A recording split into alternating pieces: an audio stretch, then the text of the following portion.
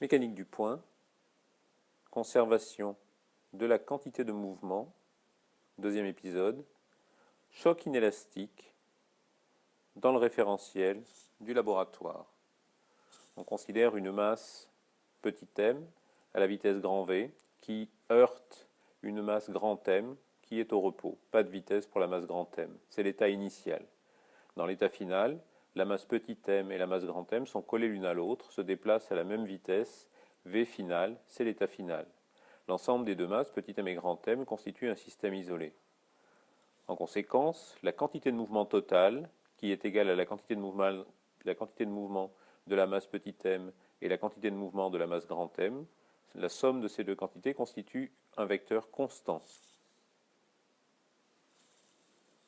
Cette quantité de mouvement total s'écrit comme la somme des deux quantités de mouvement, c'est-à-dire que l'on a ici mv, quantité de mouvement dans l'état initial, qui est égale à petit m plus grand M que multiplie Vf, quantité de mouvement, dans l'état final.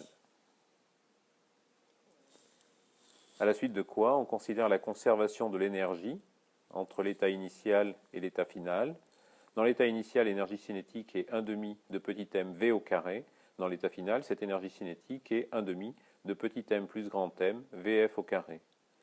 La différence entre les deux énergies cinétiques, l'énergie cinétique a diminué dans l'état final.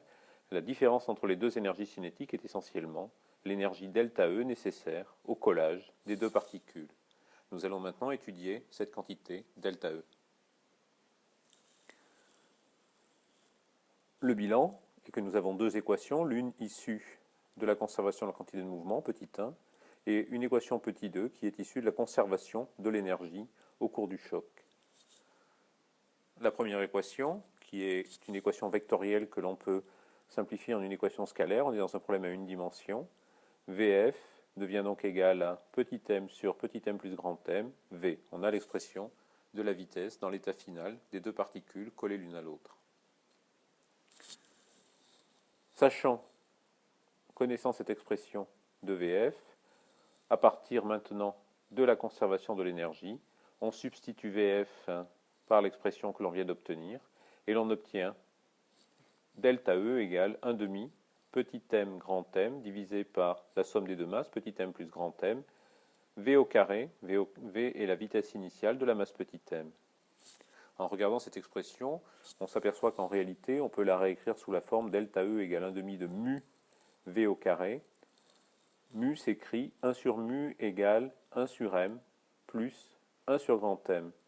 On appelle mu traditionnellement la masse réduite, et on a bien donc déterminé, en fonction des paramètres initiaux, que sont les deux masses et la vitesse initiale de la masse petit m, l'énergie associée au collage des deux particules, qui est delta E égale 1/2 de mu V carré.